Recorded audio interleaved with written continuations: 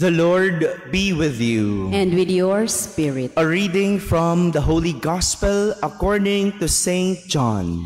Glory to you, O Lord.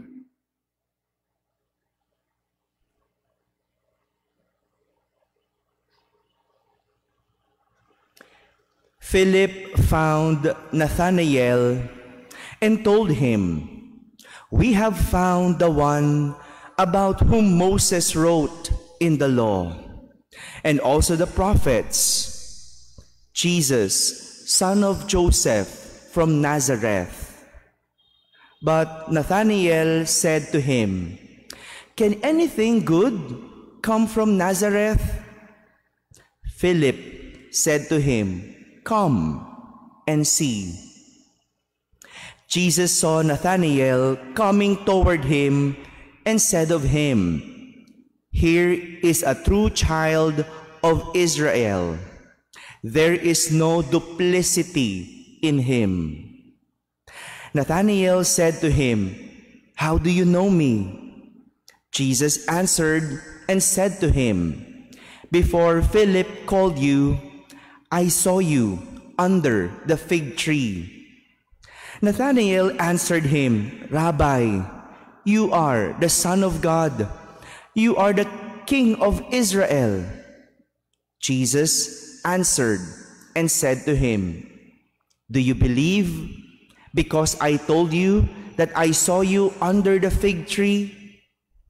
You will see greater things than this."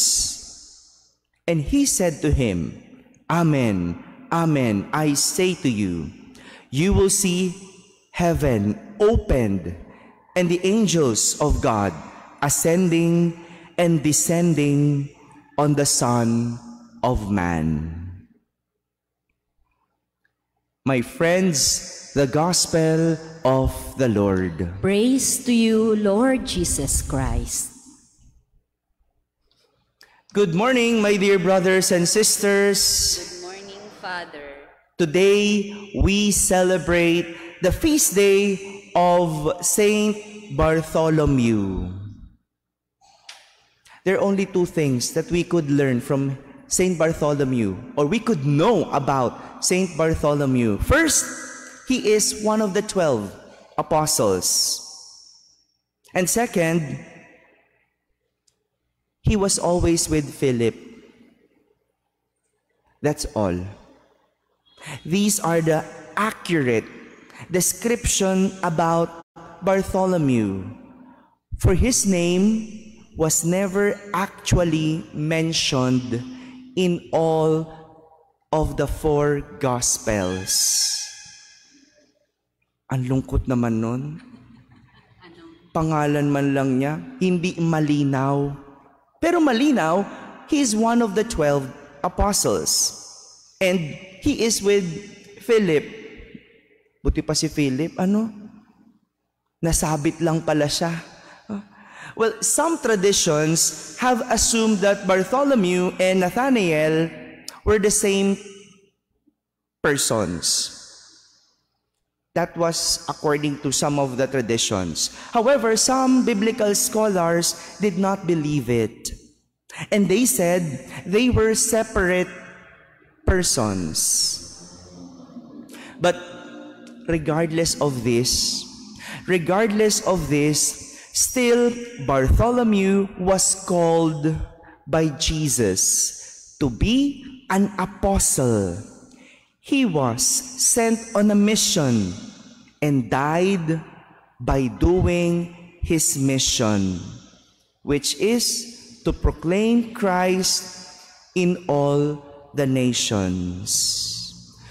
Kung gaano kalabo ang pagkakakilanlan ni Bartolome, siya namang linaw ng kanyang karakter.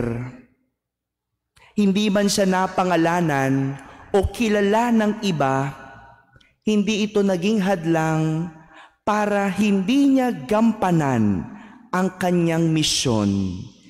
Hindi ito naging hadlang para hindi ipagpatuloy ang pagiging apostol, sapagkat malinaw sa kanya na pwedeng magtrabaho kahit hindi ka kilala ng kahit sino. Pwedeng magtrabaho kahit hindi ka kilala ng kahit na sino. Taliwas po ito sa karakter ng ilan sa atin. Yung mas mahalaga ang pagkakakilanlan kesa sa trabahong gagawin. Di ba? Minsan hindi pa nga nagsisimula yung proyekto, nakapaskil na yung pangalan, nauna yung press release, pero yung output, wala pa. Wala pang napapatunayan, pero nauna nang pinangangalandakan ang pangalan. Minsan nga, hindi naman ikaw ang gumawa, pero kinuha mo ang pagkakakilala. How sad. Ano po? Some of us work just because to be recognized. But unlike Nathanael or Bartholomew for some, it was not important for him to be recognized by others for what he did, as long as Jesus knows him. Hindi mahalaga ang pagkakakilala ng iba.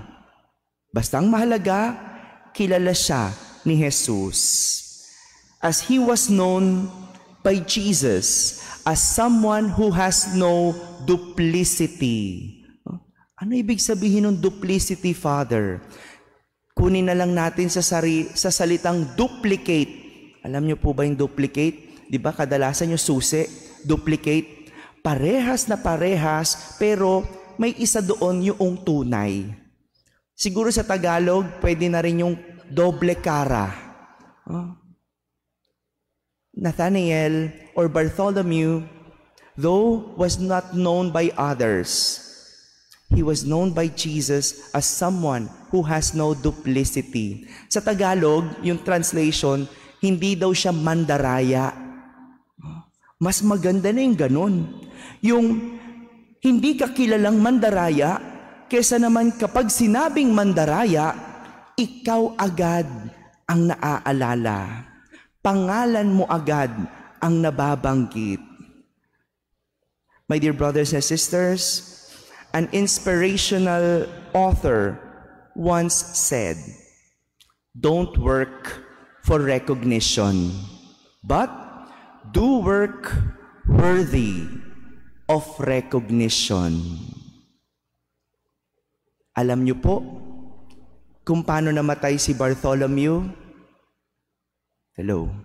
Ask me, how? Binalatan siya. Imagine that. Nagpakamatay ka para sa pananampalataya, and even in your death, hindi ka makilala. Maybe Bartholomew was not called to be known by all. He was just called to be an apostle, to do the work of Jesus. At the end of the day, what matters is not the name, but the work that had been made. Amen.